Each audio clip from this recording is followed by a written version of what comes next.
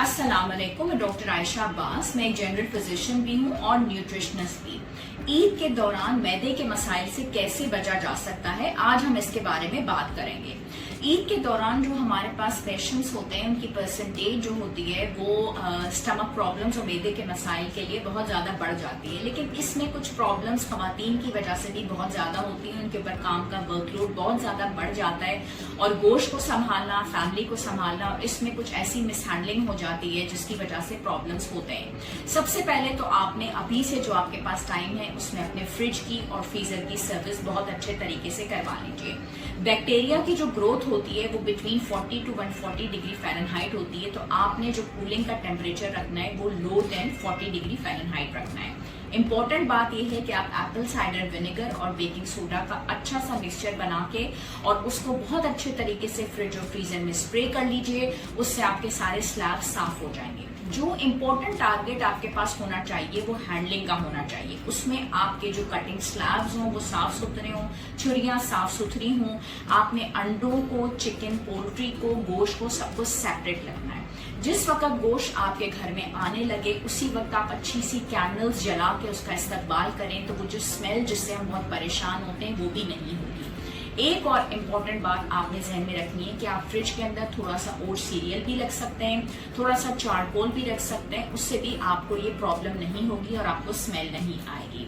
और दूसरी बात इम्पॉर्टेंट ये है कि गोश्त जो आपने पकाना है बहुत अच्छे तरीके से कुक करके पकाना है, अंडर कुक गोश्त का इस्तेमाल नहीं करना।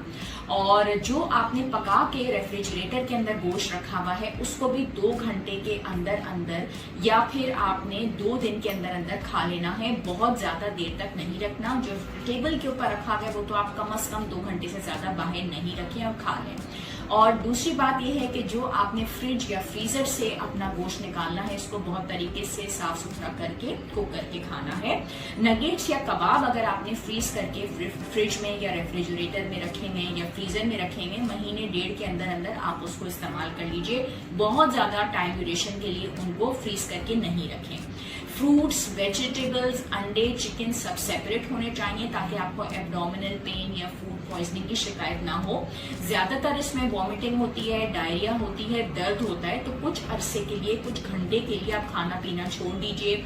हल्की फुल्की ग़िज़ा लीजिए जिसमें उबले हुए चावल हैं, खिचड़ी है, आपने कुछ लिक्विड्स ले लिए और आपने जो है ORS का पैकेट इस्तेमाल कर लिया तो ये प्रॉब्लम सॉल्व हो जाती है। लेकिन अगर आपकी प्रॉब्लम बहुत ज्यादा बढ़ रही है, आप अनकॉन्शियस हो रहे हैं, आपको वॉमिटिंग में भी ब्लड आ रहा है, स्टूल में भी ब्लड आ रहा है, आपको नर्वस सिस्टम की प्रॉब्लम हो रही है, तो आपको हॉस्पिटल जाना बहुत ज्यादा जरूरी है क्योंकि आप इसको लाइट नहीं ले सकते। लेकिन हमारे यहाँ ये रिवायत है कि जब भी प्रॉब्लम हुई स्टमक की तो हम कोल्ड ड्रिंक्स आगे कर देते हैं, ऐसा नहीं होता।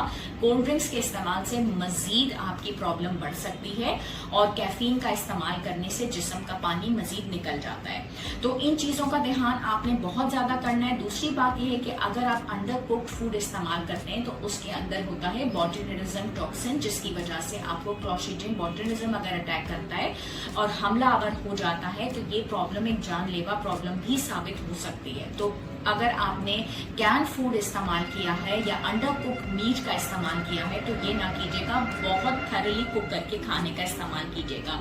बैक्टीरिया हर दफा नजर नहीं आता तो खाने की शक्ल पे ना जाइए।